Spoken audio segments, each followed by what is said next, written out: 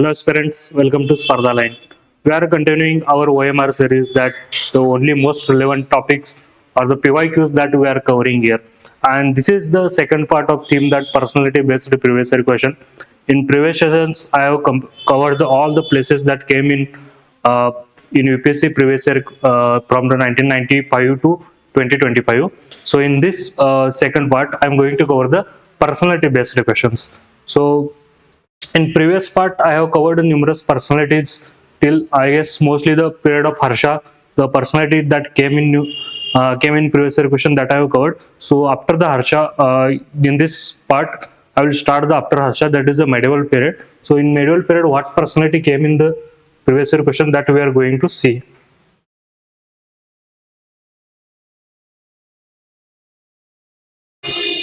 Yes. So this is our first question that it was asked in 2006. So UPSC has previously asked many kings, and this is one of the question is referring the kings. So who among the following laid foundation of the Rashtrakuta Empire? Rashtrakuta Empire. So we'll cover this one. No, Amagorsha, first option. Second, Dantidurga, Dhruva, Krishna.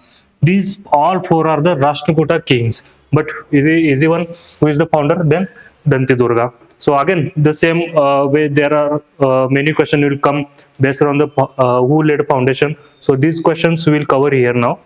So first we'll see these four personalities. First is Amagorsha. So Amagorsha was the second longest ruling Indian king.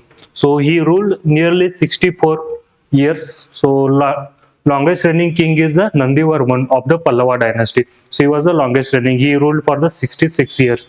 Okay, and Amagorsha was the second longest one. Then the titles he took, that was Nrupatunga, Atish Davala, Maharaja Shanda, and Veera Narayana. He was renowned for the peace, culture, religion. So he was the longest reigning king in the Rashtrakuta. So his reign or his period was for 64 years. He was the king of the Rashtrakuta. Then he made Manyakheda in the Maharashtra as his capital. Okay, Manyakheda is near the Solapur district of Maharashtra. Okay, then he was great patronage of art, literature, religion. So he was accomplished scholar of Kannada and the Sanskrit. So these are the important things that he wrote many books in the Kannada as well as Sanskrit. Some books are the Kaviraj Marga. Okay, it was the first Kannada literary work. Okay, that is the co-authored by the Amagorsha. Also, he was called as Ashoka of the South. Ashoka of the South. Why? Because of his peace-loving nature. So that's why he called Ashoka of the South. Then personally followed Jainism. Okay, he was discipline of Jinasena and Digambara sect. So which sect Amagorsha followed? It was the Digambara. Okay, then also he promoted religious tolerance. So these are the important facts you need to know about the Amagorsha. There was one Arab traveler. Okay, Arab traveler called Sulaiman. He visited Amagorsha. Okay, Amagorsha. He called Amagorsha is one of the four greatest king in the world of that time. Okay, so he called Amagorsha one of the four greatest king in the world. So the name of the traveler was the Sulaiman. Okay, next Dantidurga. Dantidurga, we know he was the founder of Rashtrakuta dynasty. Dantidurga was the founder of Rashtrakuta dynasty. Okay, he overthrew the Badami Chalukya. Okay, who was the ruler that time? That was the Kirtivarman II. Kirtivarman II was the ruler of Badami Chalukya. Okay, and he performed Hiranyagarbha ritual. Okay, Hiranyagarbha is a kind of ritual that performed by the Dantidurga, and it is written in Samangad inscription. Samangad, it is the fort situated on the border of Maharashtra and Karnataka. So that you need to know Samangad inscription, that is belongs to the Dantidurga. Okay, next he was contemporary of Karikala Chola. Even he defeated the Karikala Chola also. Okay, then he struck up the alliance with the Nandivarman Pallava Malla. So this is the important thing. Okay, that time during the Dantidurga's period, Chola also like they started reviving. Okay, and the Nandivarman II, he was one of the longest reigning king in India, and he was the king and what Antidurga did, he struck up the alliance with Nandivarman. Okay, that was the one of the blow to the Cholas. Okay, so this is the important thing. Next, Dhruva. Dhruva was one of the Rashtrakuta king. Okay, the title he held, that was the Nirupana, Kali Vaibhava, Dharavarsha, and the Sri Vallabha. Amagvarsha also had the same title, Sri Vallabha, but Dhruva also had the side title, this one. Then he expanded control over Karnataka and the part of Maharashtra. Then he strengthened the central administration and the military. He was patron of Shaivism, supported temple building. Okay, some of the inscription that we found in Surat plate of Dhruva, where we talk, it says about the North Indian victories of the Dhruva.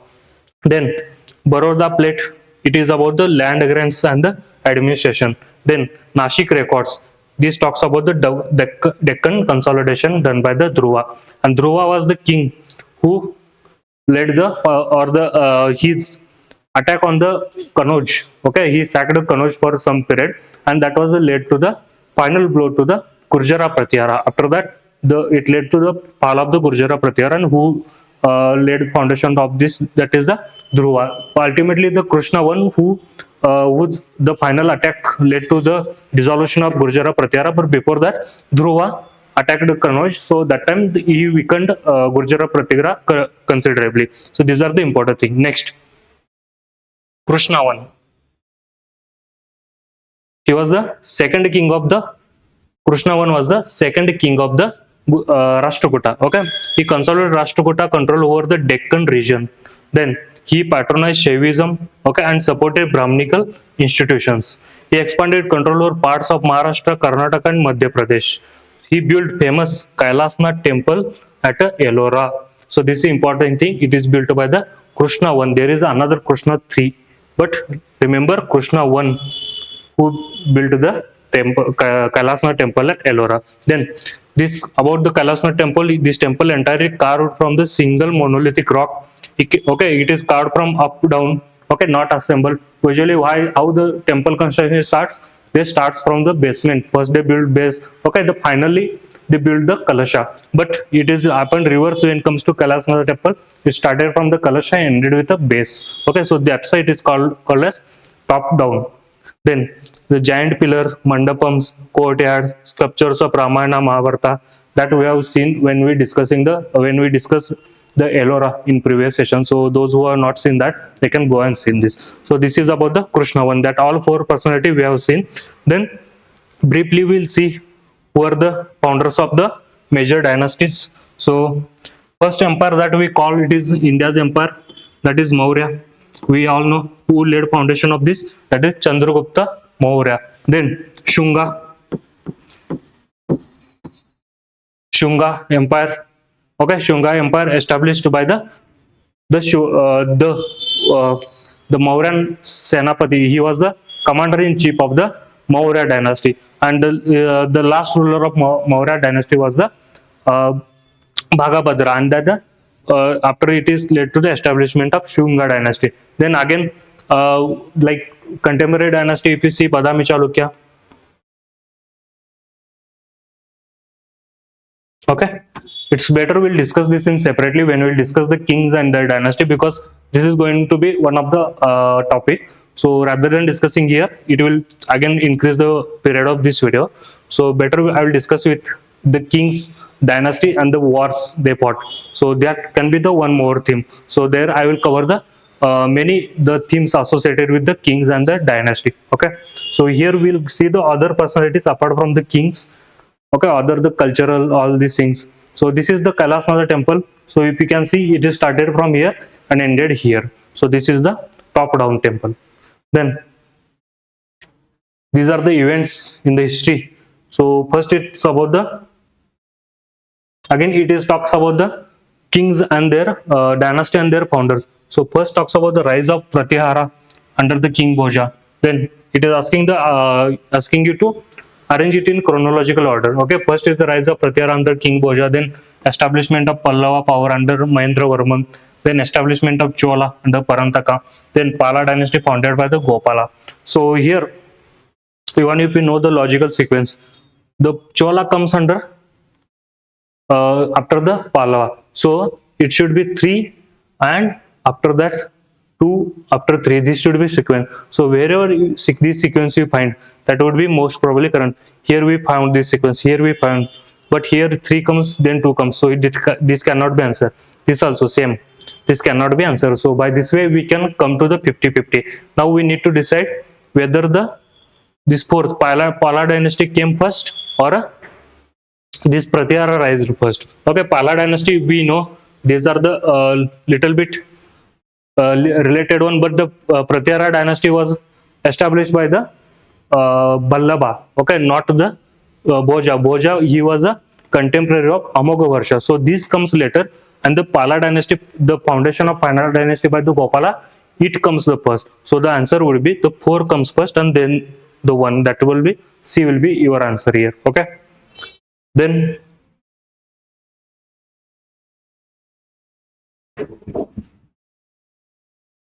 these other dynasties like Pratyahara, Chola, Pallava, this we'll discuss when we'll discuss the dynasty, the rulers, and the important facts about the dynasty. Okay. Then here it is about the Ikshvaku. It says Ikshvaku rulers of the southern India were antagonists towards the Buddhism. Okay. Then the Pala rulers of eastern India were patron of the Buddhism. Okay. So these 2 questions are there. So here we'll see the brief about the Ikshvaku dynasty. Okay, it also called as Andhra Ikshvaku. So their period was the 2nd to 3rd century. The capital was the Vijayapuri. Okay, also it is called Nagarjuna Konda in Andhra Pradesh, present day Nagarjuna Konda, which was the one of the capital of the Ikshvaku dynasty, and that time it was known as Vijayapuri. Then they were successor of Satavahana in the Krishna Guntur region. Okay, so important fact, they succeeded Satavahanas, and they were one of the contemporary Vakatakas. Then Nagarjuna Konda inscription is the main source of information that gives the information about the Ikshvaku dynasty. Then they practice religious tolerance. So this is the important thing. Then they also patronize the Brahmanism, Buddhism. Buddhism, they patronize Mahayana and Hinayana both. Okay, both the sects of major sects of Buddhism they patronize. Okay, also we see large number of Buddhist stupa and the vihara built at Nagarjuna Konda. So this place related Buddhism that we'll see when we'll cover the topics related to Buddhism. Okay, then second dynasty we are seeing here, it is the Pala dynasty. So the Pala dynasty, the period of Pala dynasty is 750 to 1174. Okay, it is ruled in the Bengal and the Bihar region. Then the founder was the Gopala. He was the first elected king in medieval India. So this is the important thing.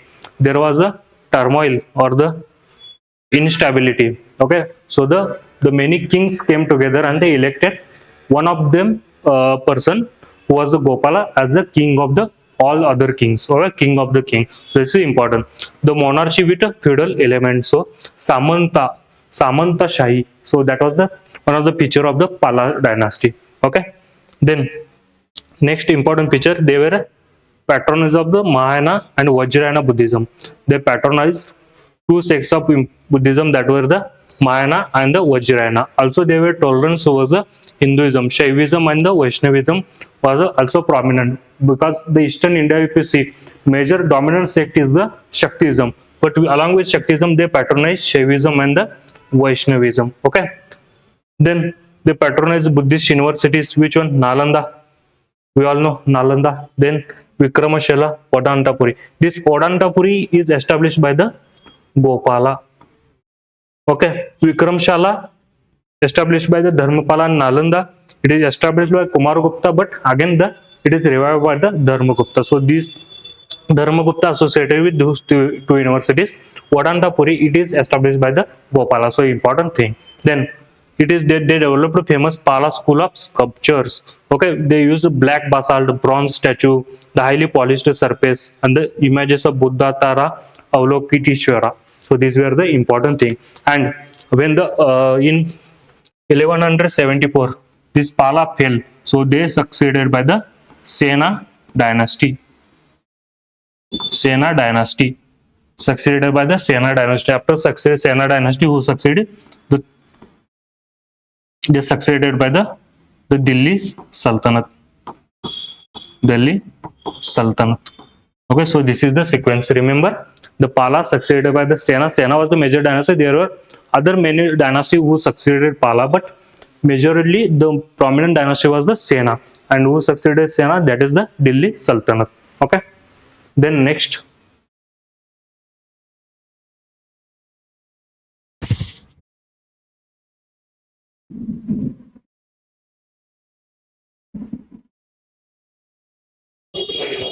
it is Allahabad pillar inscription. So okay, it is associated with which of the following? So it is, they are asking, it is associated with which of the following person. So Allahabad pillar inscription we have seen previously in previous session. So it is also known as Prayag Prashasti. So options are Mahananda, Mahapadmananda, Chandragupta Maurya, Ashoka and Samudragupta. So there are the three options. So you need to choose one. So Allahabad inscription we have seen, it is associated with Ashoka as well as the Samudra Gupta. Okay, so see this one. It is also known as Prayag Prashasti. It is composed by the Harisena, who was the court poet of Samudra Gupta. Then it is written in Brahmi script and in Sanskrit language. Sanskrit belongs to Samudra Gupta and Brahmi belongs to the Ashoka. Then again there is one more script, one more inscription that belongs to the Jahangir. Jahangir was the Mughal king, and the Jahangir's inscription is in Persian language. Persian language. So this is the another important thing. Then the Prashasti Mitra eulogy. So it bears the Prashasti of the Samudragupta. Then it mentions the military conquest of Samudragupta. Then Ashwamedha sacrifice did by the Samudragupta. Then his policy of Digvijaya. Digvijaya means larger conquest. Okay. Then also he talks about the North and South Indian campaigns of the Samudragupta. Majorly his North Indian campaigns were very successful because he ultimately consolidated all the North Indian. He invaded the Pallava, but he not directly controlled them. Okay, so these are the important things. Then, so few kings that mentioned here. First is the Mahapadma Nanda. So Mahananda Padma, he overthrew which dynasty? Shishunaga dynasty, and established Nanda dynasty. He was the father of the Mahananda Dhanananda. Okay, so Dhanananda, who was the king of the Nanda dynasty when Alexander invaded India, and because of the Nanda's power, Alexander not dared to come to India, means not dared to cross the Sindhu river. So this is the important thing. Then he ruled in 4th century. So he was the first non-Sanskrit ruling dynasty in the Magadha. Okay, non-Kshatriya, sorry. It was a non-Kshatriya ruling dynasty. The Nanda was a non-Kshatriya ruling dynasty because they called themselves as the conqueror of all Kshatriyas. So from that they interpret that the Nanda was a this one non-Kshatriya dynasty. Then they vast territorial expansion, conquested Kalinga, Kosala, Avanti, parts of the Deccan. Okay, so Mahapadma Nanda, there is one fact: when he conquered Kalinga, he took the image of Jina. Okay, image of Jina. It took by the Mahapadma Nanda when he conquered Kalinga. But this again, when Karavela, he attacked Patliputra, he took back this image, Jina image, to the Kalinga again in 1st century. Okay, so this is the important thing. Then they had the largest standing army by that of that period. Then they were generally Brahminical in orientation, but Buddhism, Jainism also coexisted peacefully during the period of Nanda. Okay, the next important king, it is the Chandragupta Maurya. So Chandragupta, we know he was the founder of Mauryan dynasty, and he was guided by the Chanakya or the Kautilya. Okay, he defeated Dhanananda. So Dhanananda, he was the son of the Mahapadma Nanda. Then Dhanananda also Cellulus Nicator. He was the king of the Bactrian. So this is the important thing. Then initially he was a Brahminical orientation, but later he changed. He became the Jain, and he was the disciple of Bhadrabahu. His the Chandragupta kept his body when he took Samadhi in the Karnataka, that we all know. Then it is mentioned in Arthashastra that and Indica. So the major source of that gives us information about Chandragupta Maurya's rule. That were two books, that is Arthashastra written by the Kautilya or the Chanakya, and Indica that written by the Megasthenes. So this is important thing. Then he abdicated throne and went to the Shravana Belgola. Ultimately he took samadhi here in Shravana Belgola. Then he died in Sallekana. Sallekana is Jain ritual fasting. Okay, when the body about like they understand that their time has came, though. So that time what the people do is they stop taking the food. So that period is called as Sallekana, and it is one of the like greatest achievement in Jainas. Then Ashoka, we have seen enough about him. So he was the one of the greatest ruler of Mauryan dynasty. Capital was the Patliputra. Then he fought in Kalinga, caused massive bloodshed suffering. So after this war, Ashoka took over Dhammagosha, over the Beri Gosha. And also we have seen is all the pillar inscription, everything. Okay, so in detail. So you can go through and watch. So this for the reference I have put again here. So major pillar edicts. Okay, so it is we already covered here. So just to show the people who are not watched. So when it comes to major pillar edict, there are 7 major pillar edicts. Okay, it carries one of the capital, and these are the location UPSC usually asks you to match the location. Also, apart from the major pillar edicts, there are the major rock edicts as well as the minor rock edict. So all these 3, the major pillar edict, major rock edicts, and the minor rock edicts of Ashoka, that I have covered in detail. So where I have covered pillar edicts, their geographical description, what important things that you need to know about that particular place or that particular inscription, that I have covered in the I guess second or third session. Okay, so those who have not seen, they can go and watch it. Okay, next is the Samudragupta. Samudragupta, we know he is called as Indian Napoleon. Okay, in fact the Napoleon was the Samudragupta of the Europe. That is the like apt description it would be. So he expanded Gupta Empire to its zenith. Okay, zenith. So he consolidated all the North India. So then he was known for the military powers and the cultural patronage. So Allahabad Prashasti or the Prayag Prashasti is composed by his poet that Harisena. Harisena is also one of the king of the Vakataka. Okay, Vakataka, Harisena is king of Vakataka also, and he patronized the Nashik caves. It is also known as Pandavalene. So that is, and also he patronized the Ajanta caves.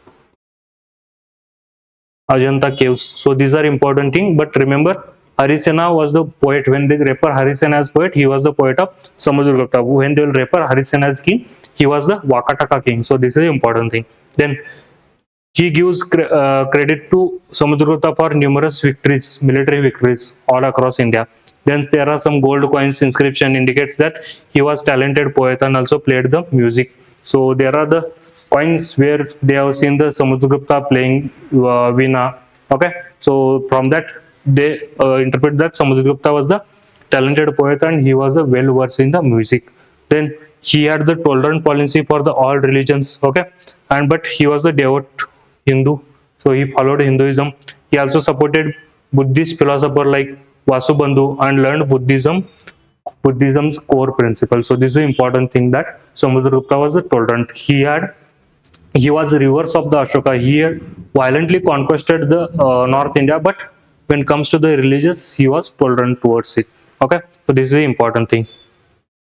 Then again, this is again they are this type of question. What they are doing?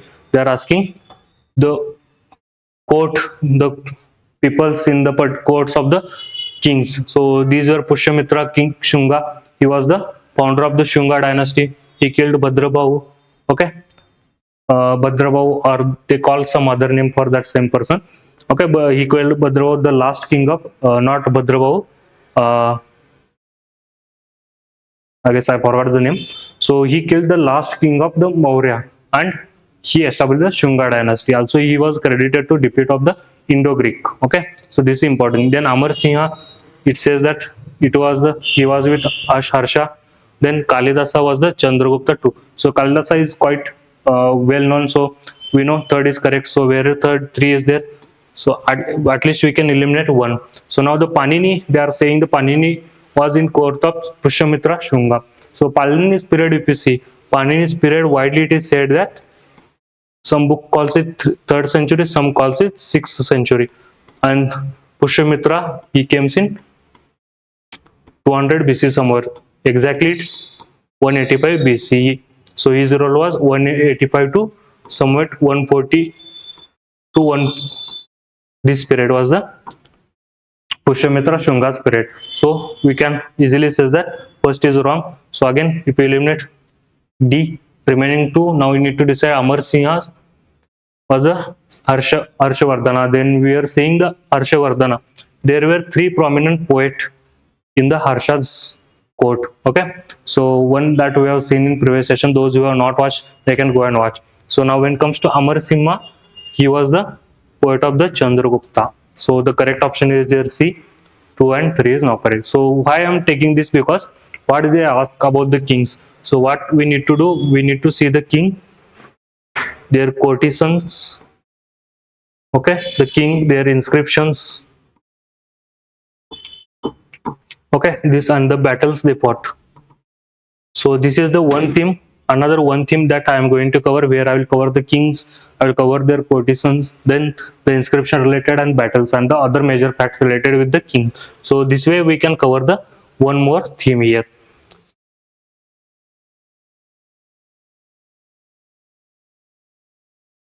Then again, if you see, again the same kings they are asking. Okay, again if you are seeing the Ashoka, Samudragupta, Harshavardhana, means in this session only at least 4 to 5 times we have seen these 3 names. Okay, so if you want to filter out, so these previous year questions are important because they are focusing on the 3 kings. So these were the 3 greatest kings of the ancient India. And when it comes to medieval India, Krishna Devaraya, one of the greatest king. So we need to focus on the kings they are asking repeatedly. So in next session or the next theme, that will cover this all 3 kings or the other major kings, and also we'll cover the minor kings. We'll see what are the crucial details about them also. So but majorly we'll restrict our focus to the kings that they are UPSC asking repeatedly. Now question is saying, who was among the following ruler advised his subject through his inscription? So advice subject through his inscription, when it comes, then only you need to you should know that who about whom they are talking. So it is the correct option is Ashoka. Then again, if you see the famous jurist in medieval India, they are asking the famous jurist. 4 they are giving, 4 jurists they have mentioned, and they are asking who are the famous jurists in medieval India. So first it Vijnaneshwara, then Hemadri, Rajashekara, and Jimutavana. So these 4 people will see the details. So first person is the Vijnaneshwara. So he was in court of the king Vikramaditya VI. Vikramaditya was the king of the Kalyani Chalukya. Then he was a writer of the Mitakshara.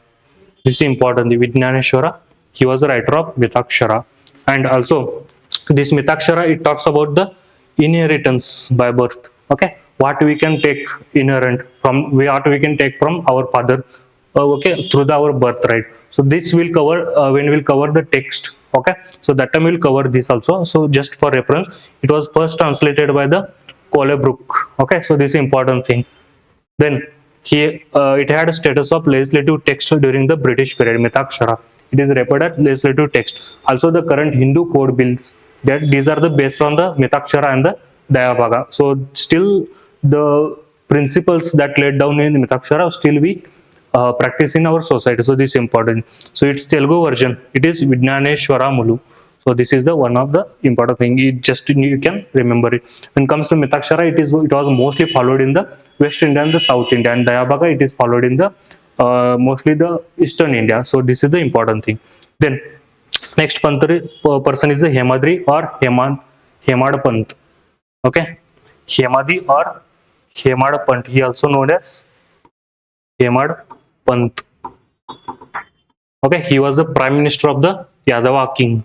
Okay, so some major works of the Hemadpant are Chaturvarga Chintamani. Okay, it's about on rathas and procedures. Okay, then second, Ayurveda Rasayana. Ayurveda Rasayana, it is on disease and remedies. So So this is the very important thing, because if they ask Ayurveda Rasayana, okay, who written Ayurveda Rasayana? So if they give you Charaka, okay, then Shushruta, and they give the Yamadpanta or Yamadri. So what you will do, you will first eliminate Yamadri, because what you will think, Ayurveda is associated with other two.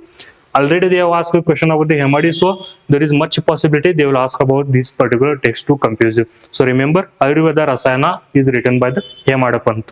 Then Mestakads, okay, Mestakads. So it is a manual on the state administration. So he was a prime minister, he was a politician. So his major works belongs to the state administration. Okay, so this is Mestakads. It is on state administration. Ayurveda Rasayana, it is on disease remedies.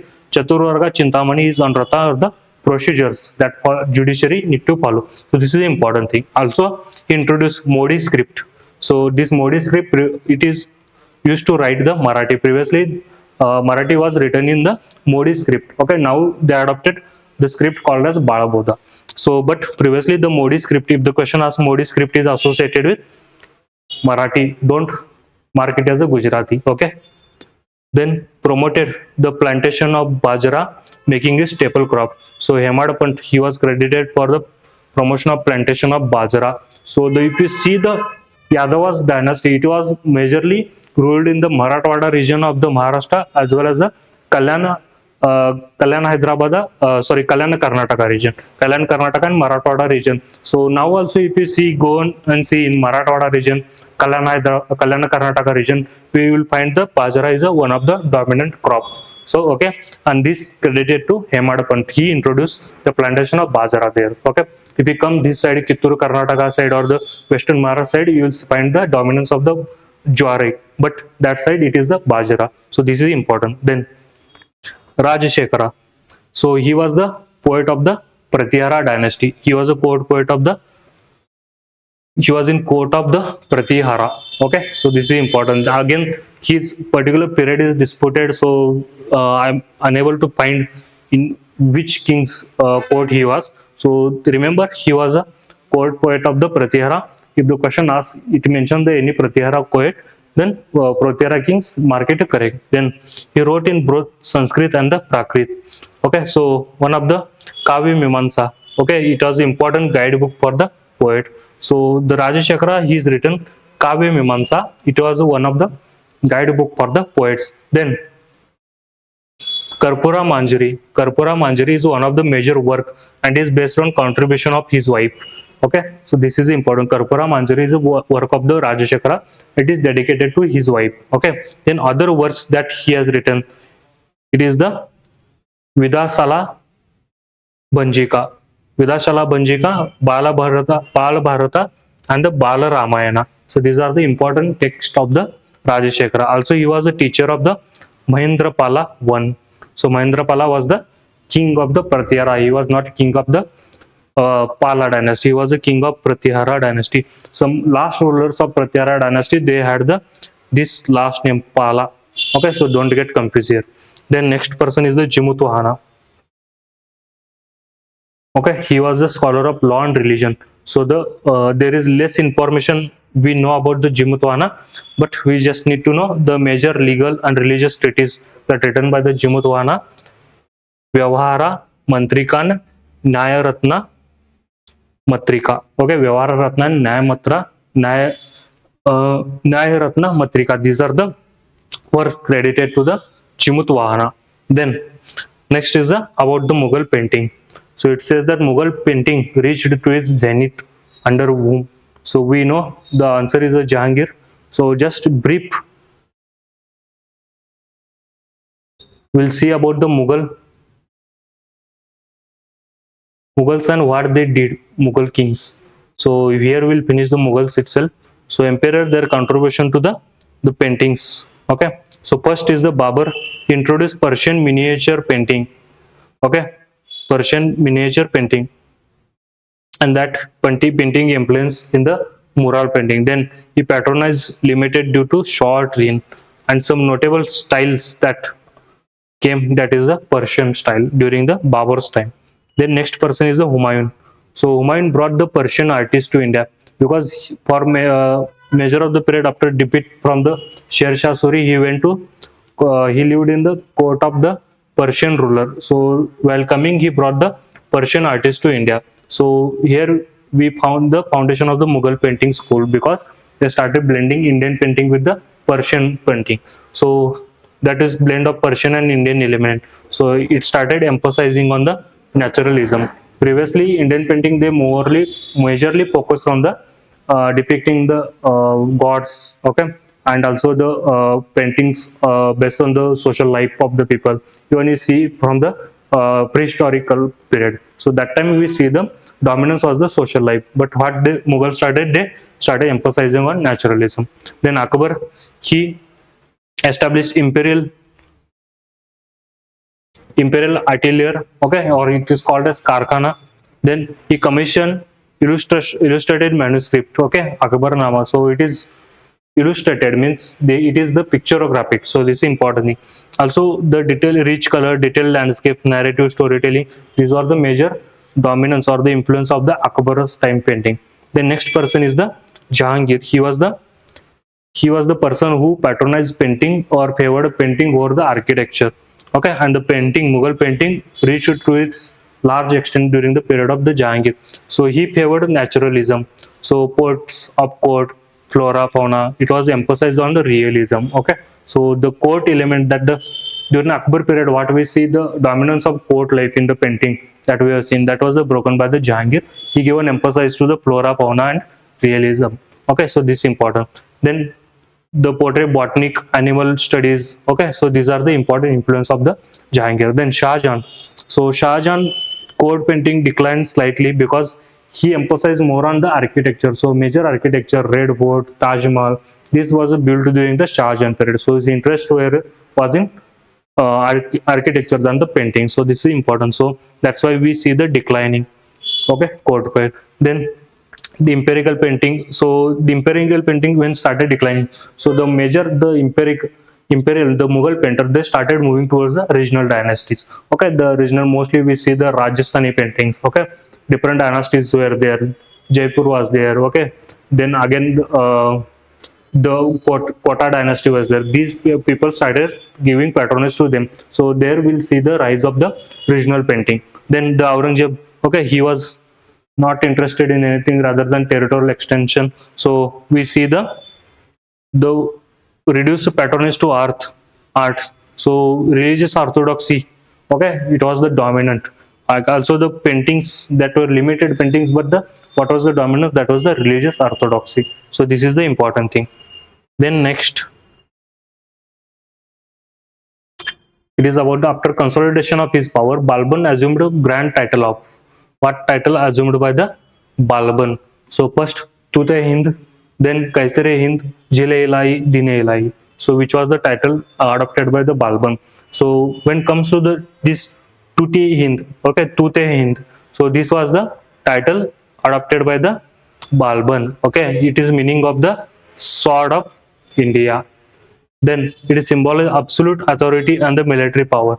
He adopted after consolidating his power to show the supremacy. Okay, second, the Kaisari Hind, it is the British emperor, okay, the emperor of India. So it is adopted in 1876, okay, by the Victoria.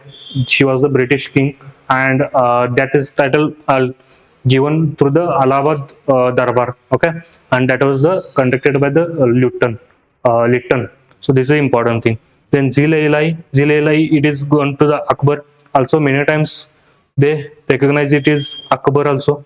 So Aurangzeb, Akbar, many the Mughal kings, they associated with this title Zil-e-Ilahi. So it is meaning of shadow of God on earth. Okay. So the Akbar also created to adopt this title. Also the Aurangzeb later. Okay. Then Din-e-Ilahi, this predominantly goes to the Akbar. Dil-e-Ilahi, Din-e-Ilahi. The same religion also introduced. So the meaning of Dil-e-Ilahi is religion of God, and the name of Akbar syncret is faith blending Hinduism, Islam, Jainism. Okay, it was not political title. To show the Akbar's tolerance, he adopted this particular title. Okay, so there is another one person who adopted this title, Sikandar Sani. So let me know in comment section who was the this Sultan adopted this title, Sikandar-e-Sani. Okay. Then it is again asking the works of the Sultans of Delhi. So it is asking Sultans of Delhi who is reputed to have the built network of the canal in India. So who was these four? Okay, Iltutmish, Ghiyasuddin Tughlaq, Firoz Shah Tughlaq, Sikandar Lodi. Okay, so this if you see now the kings. Okay, Delhi Santa Balban, he was the person from the slave or the Mamluk dynasty. Mamluk is the name, Arabic name for the slave. Okay, he abolished Chahalgani. Chahalgani, it was introduced by his predecessor Iltutmish. Okay, after defeat of so when Iltutmish took over the throne, so Iltutmish nominated his daughter Rajia to be the Sultan of Delhi. Okay, but it was not acceptable to the many nobles, so they ultimately revolted. And Balban, one of the person who like helped the Rajia's one of the brother to get into throne. So that person is ruled from the 1246 to 1265. So after that, when that person died, the Raja's brother Nijamuddin or Ziauddin, some name was there. So when he died, then Balban took over. So Chahalgani, that was the group of 40 that was created by Iltutmish, that was abolished by the Balban. Okay, he introduced Jile-Ilahi, okay, shadow of God, as a divine kingship. Okay, then he established strong centralized authority. Okay, so there is again some mistake happened here. Tooth-e-Hind. This Tooth-e-Hind is not belongs to the Balban. It is belongs to the one poet, Amir Khusro. He was in court of the Alauddin Khilji, Amir Khusro. So it is known as Tooth-e-Hind, and the correct option for this is the Jile-Ilahi. Okay, Jile-Ilahi, it is given to the not Akbar, but first was the Balban. Balban. Okay, important thing.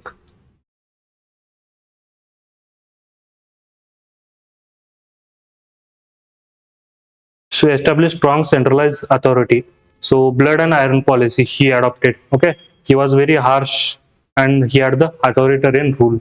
Then he strengthened law and orders using the burieds. See, burieds were the spy, and this buried system is based on the Umayyad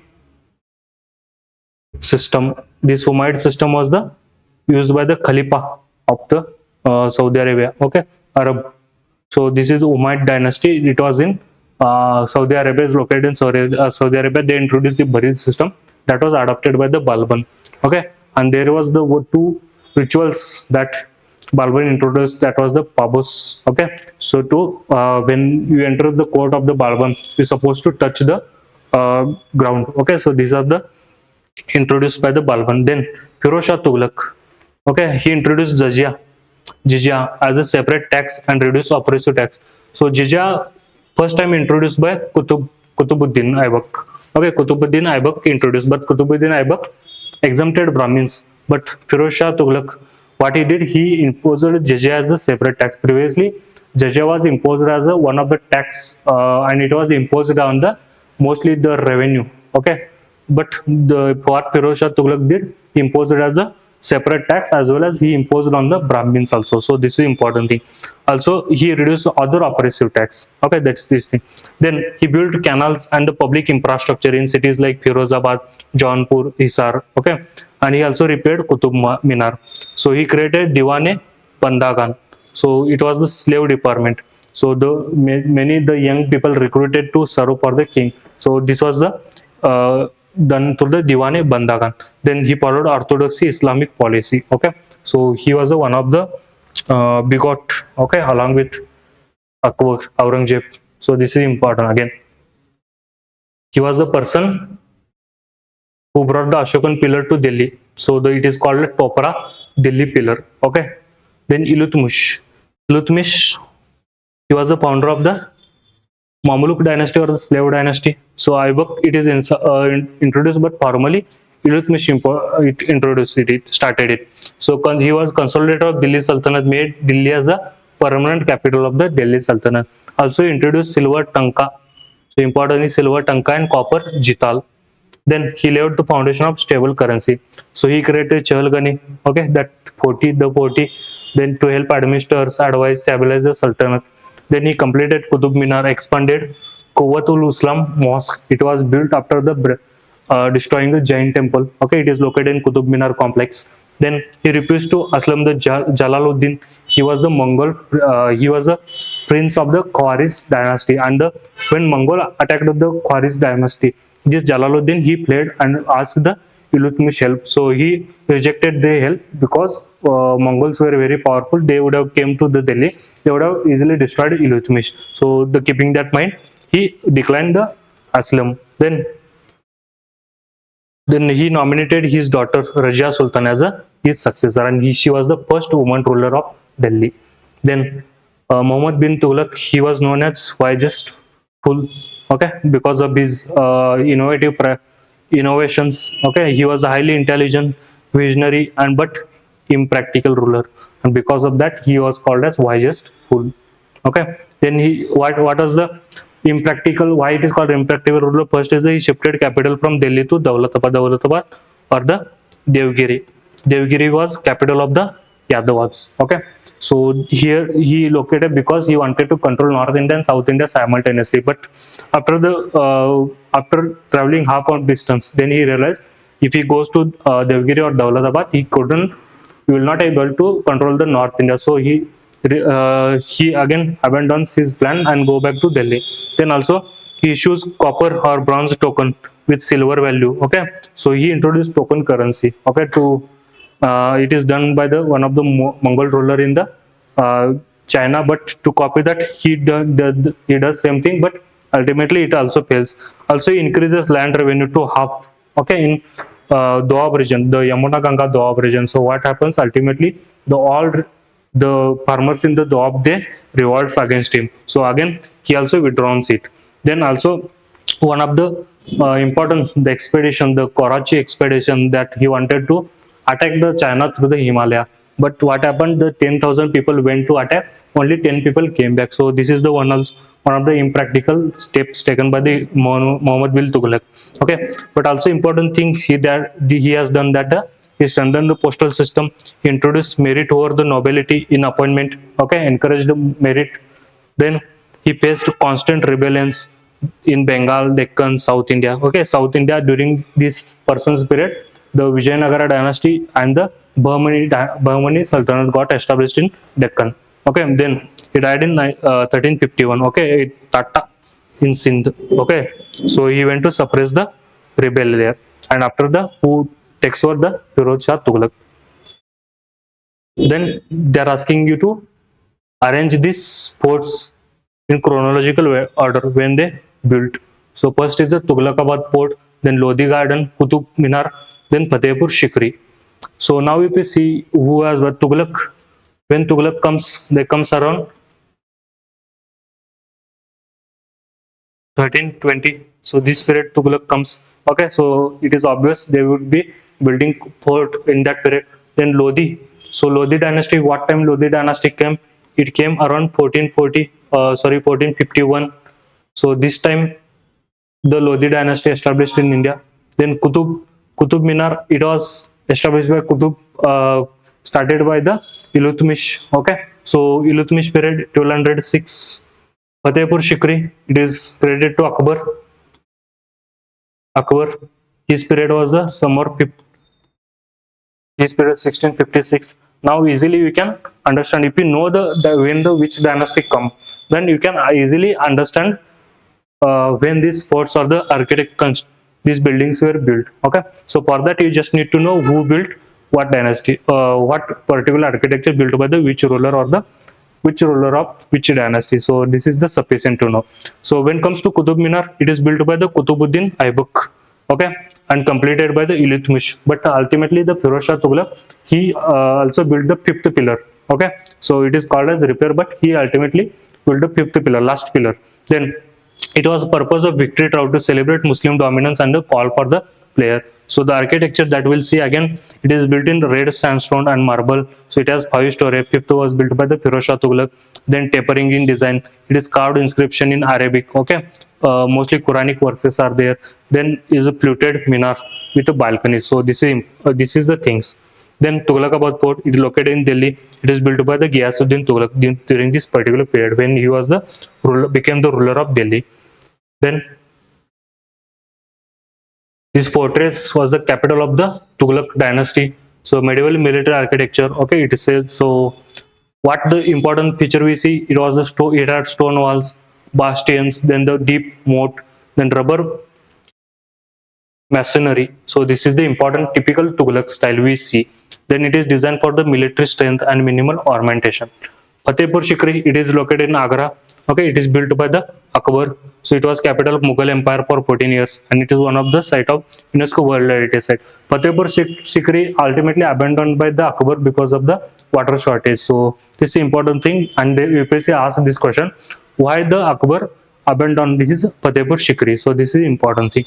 So remember, it is they abandoned because of the water shortage, okay, or the drought. So important structure we found in Fatehpur Sikri: Buland Darwaza, Panch Mahal, and the Diwan-e Khas. Okay, these are the important thing. Then we found the fusion of Islamic arc dome with the Hindu carving and the motifs. Okay, because Akbar was a tolerant Allah. Even the Akbar's many wives were the Rajputs, so he built many temples for them. So it was blend of the Islamic and as well as Hindu architecture. Then Lodi Gardens. So Lodi Gardens, this built during the Lodi dynasty period. Okay, so it is represent transition from the Delhi Sultanate to the Mughal architecture. So it is important pre-Mughal funeral architecture. Okay, so some important things that we found it: Tomb of Sikandar Lodi, then Tomb of Muhammad Shah Sayyid, then Shish Gumbat and the Bara Gumbat. So these are the important structure that belongs to the Lodi style of architecture. So what we see this architecture feature, the early garden tomb tradition in India. So here we found the tomb with the gardens. Okay, then they use octagonal and the square plans. Also Charbagh style of garden layout. This started during the Lodi period. Okay, we found this dominant feature during the time of Mughal, but we started during the Lodi period. Okay. Then, so this is the one description. They used to previously they were asking this kind of question, but now they are like stopped using this.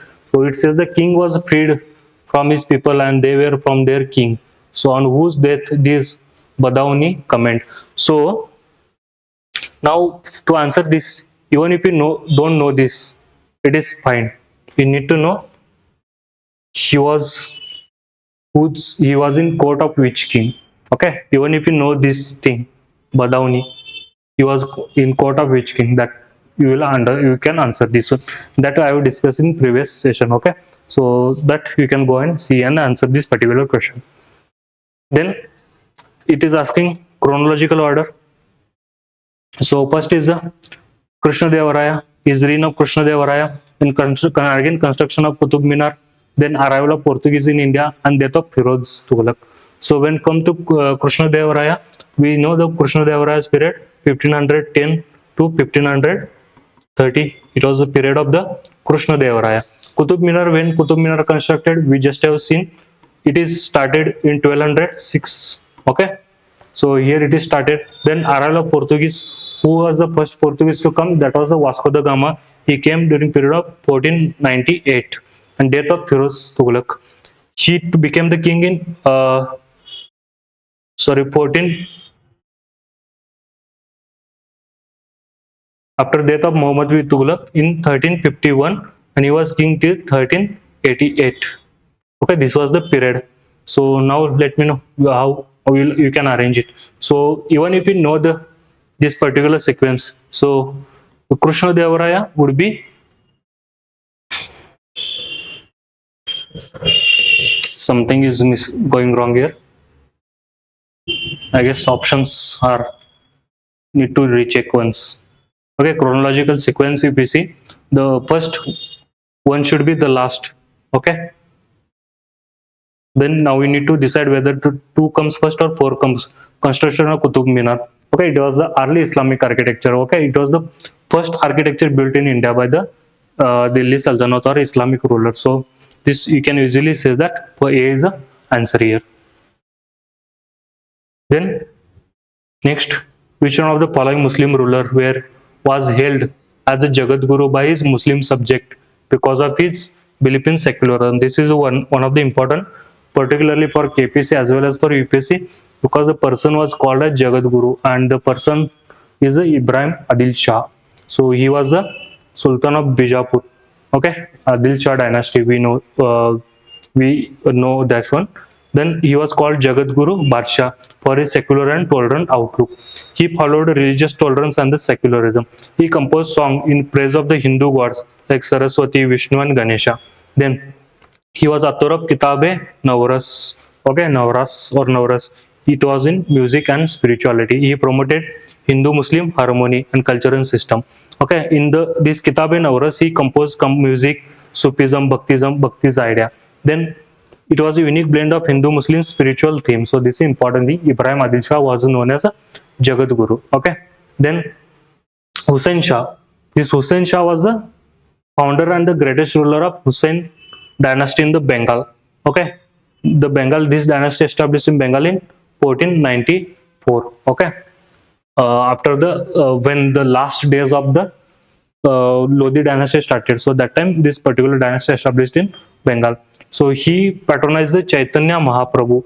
This is important thing. Who was patronized Chaitanya Mahaprabhu? Then Hussain Shah. Then Chaitanya Mahaprabhu encouraged the Vaishnavism and Bhakti movement. The Hussain Shah, known for religious tolerance, he promoted Hindu-Muslim harmony. He expanded Bengal's territory into Bihar and Assam. He strengthened administration, law and order. Okay. He encouraged Bengali and the Persian literature. It was considered a golden age of medieval Bengal. Okay. And when it comes to Chaitanya Mahaprabhu, we'll see this in Bhakti movement. And present ISKCON. ISKCON derives inspiration from the Chaitanya Mahaprabhu. This is the important thing. Then Zainul Abidin. So he was a Badshah. He also called as Budshah or the Badshah. Okay. He was a ruler of Kashmir from the Shamir dynasty. Okay. He was religiously very tolerant. He was his predecessor. Okay.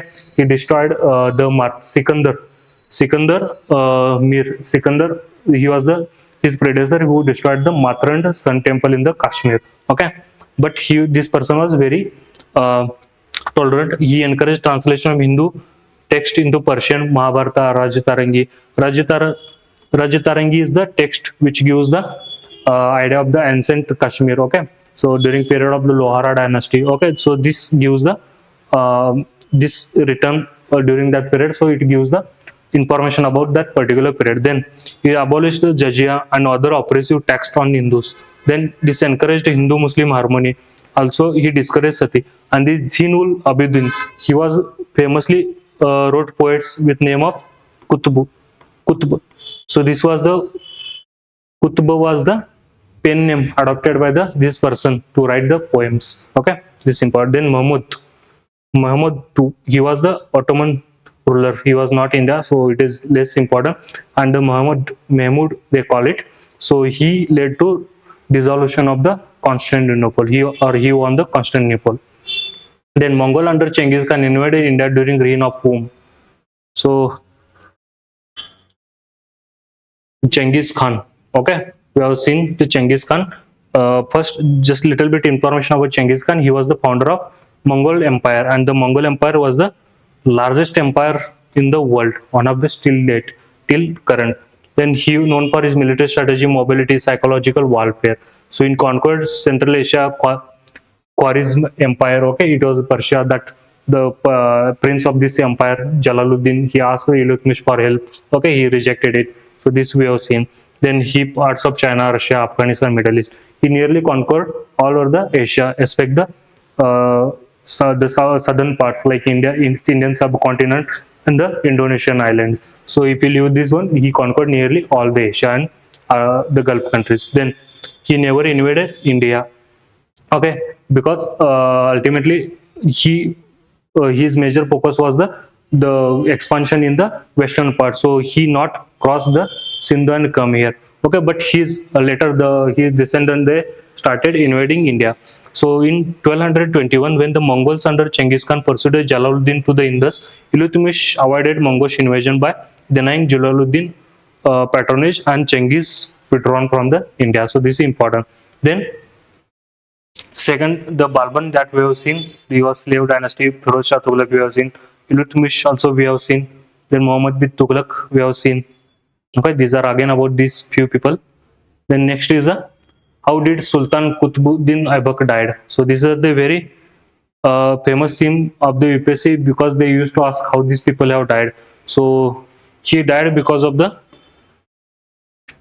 fall from the house while playing the polo. Okay, polo or the chaugan it calls. Chaugan or the polo in Lahore. He was died by the playing the polo. Okay, so he stabbed to the death by one of his ambitious noble. Then he killed the battle of Tajuddin Khildi's ruler of Ghazni, who entered into contest him over the capture of the Punjab. Then sustained energy basing port of the Kalinjar, okay, Bundelkhand, and the succumbed to the them later. Then he died after the Palapur. This is the correct. And this person they are referring, it was the Ghori. Okay, he was a besieged. Okay, the fortress Kalinjar. When this was the Kalinjar, one of the capital of the Chandela. So when the Ghori tried to capture this one, that time he badly injured, and also later it led to his death. Also one famous person, the Humayun, he died by fall from the, he was reading book and he fell from his library of the from the first or second floor and he died. So this kind of paper question they used to ask previously. Then it is about who of the following had dissipated the edict of Emperor Ashoka, that we have seen. So these are the few people here that we need to see. So first is about the George Buehler. So he was an Austrian scholar and is known for work on Sanskrit manuscript, ancient Indian law and inscription. So he edited texts like Dharmashastras, Manusmriti, Apstamba Dharma Sutra, Vishishta Dharma Sutra. Okay, so this is important. Then James Princeps. Okay, he was British antiquary and numismatic, and as well as a scholar. He is major contribution to the numismatic art. Then he worked in Asiatic Society of Bengal. He deciphered Brahmi script and the worked on the Kharosthi script. So this is important. So who deciphered the Ashokan inscription? That was the James Prinsep. Okay. Then next is the, again he revealed Ashoka's name, that title and Dhamma policy. He was the first person to identify Devanam Priya Priyadashi. It was associated with Ashoka. And where we got to know this, it is we got to know in Musky Edict. Okay, this we have discussed in detail in previous sessions. I guess first or second session that you can watch there. Then he pioneered works in Indian numismatic. Okay, classified coinage of Gupta, Kushana, Indo-Greeks. Okay, this is important. Then Max Muller, he was a German. Okay, he was credited or the edited works in the Rigveda. So he translated Rigveda, he studied Rigveda, he translated, analyzed many Sanskrit texts, including Upanishad. Okay, then Sacred Books of the East. Okay, he started this particular series where he translated this Rigveda, okay, other Sanskrit Upanishad in the English. Then Max Muller, he was a Rigveda editor, also a Sacred Book of the East. So these are the two associated with this person. Then he promoted the Aryan invasion migration theory in linguistic term. Okay, so this is important. He was one of the famous Indologists in India. Then William Jones. He was a British Orientalist and judge. He studied Indian culture and language. So he was a founder of Asiatic Society of Bengal. Okay, so this is important thing. William Jones, he established Asiatic Society of Bengal in 1784. Then Indo-European language family theory. Okay, he put that he said the Sanskrit, Latin, and Greek, they share the common root. So this person is known for to put this Indo-European language family theory. So this is important thing. Then he translated work like Manusmriti, Shakuntala. Okay, this is the translated by the William Jones. Then Hitopaschada. So this is also translated William John. He also promoted study Hindu and Islamic law for the British administration. Okay, and for that purpose only they established Asiatic Society of Bengal. Then one important person is the Tansen. They have asked many times. So this is the last person we'll see today. So Mian Tansen. So the period of this person was the 1493 to 1589. Okay, so this he was the Vaishnavan musician. Okay, Western musician and one of the Navaratnas in Akbar's court. So he was a father of Hindustani classical music. Hindustani classical music who was a father than Tansen. Then the Mian Tansen is honorific title given by the Akbar. This Mian Mia, this title given by the Akbar. Okay, previously he patronized the by the Raja Mansingh Tomar of Gwalior, and this person given the title of Tansen. Okay, Tansen title given by the this Raja Mansingh Tomar. Akbar given the Mia. Then he created for the very important ragas Mia ki Todi, Mia ki Malar, then Darbari Kannada. So these are the these ragas created by the Tansen.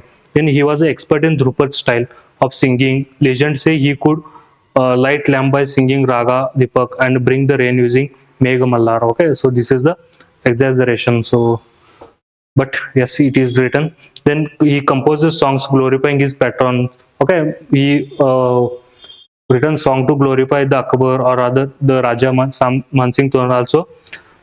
He written the books Sri Ganesha Shotra and Sangita Rasa. Oh, so he sung songs for the glory of the kings as well as for the god. So this is important. He was a disciple of Swami Haridas. So Swami Haridas was one of the Bhakti saint, and he was a founder of the Gwalior Gharana tradition. So Gwalior Gharana, this is the important thing. Okay. Also, one of the important thing, the Ibrahim Adil Shah, who known as Jagat Guru, he composed Drupad music on Hindu deities, was known as Jagat Guru. Okay, so this is important. So with this, we are finishing the our second theme, that is the question based on the personality. So in next session we'll start. Next session we will start the our other theme, that we are going to sing the authors, their writers, their patronage, the writer's patronage, and as well as what are the description that given in that particular text. So this thing will covered in next theme. So for today, thank you very much.